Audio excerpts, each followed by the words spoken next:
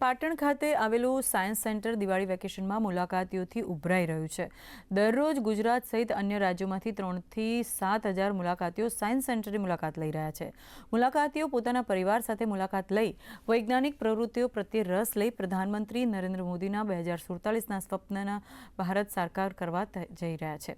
તેમજ મુલાકાતીઓએ પણ સરકારની આ વૈજ્ઞાનિક પ્રવૃત્તિઓને વિકસાવવા બદલ ખુશી વ્યક્ત કરી રહ્યા છે।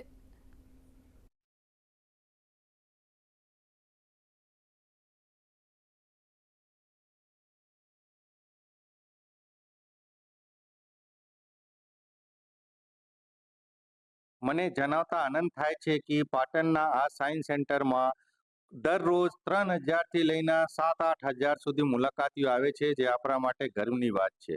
અને આ સતત દીપાવલીના જે વેકેશન મિની વેકેશન તરીકે આપણે ઓળખાય છે, એમાં દરરોજ એવા હજાર મુલાકાતીઓ આવે છે, જેમાં 30% જેવા લોકલ મુલાકાતીઓ છે અને 70% જેવા મુલાકાતીઓ એ બહારના અલગ અલગ જિલ્લા અને અલગ અલગ રાજ્યથી આવે છે, જે આપણા માટે ખૂબ ગર્વની વાત છે। સાયન્સ શીખો, ટેકનોલોજી શીખો અને ભારતને વિકસિત કરવાની જે આપણા માનનીય વડાપ્રધાનની જે સપના છે, એના 2047 પહેલા આપણા સાકાર કરીએ। જય વિજ્ઞાન, જય અનુસંધાન। અહીંયા 3 ફ્લોર ઉપર સરસ મજાનું આ સાયન્સ વિશેની માહિતી તેમજ જુદા જુદા મોડલ્સ બહુ સરસ મૂકેલા છે।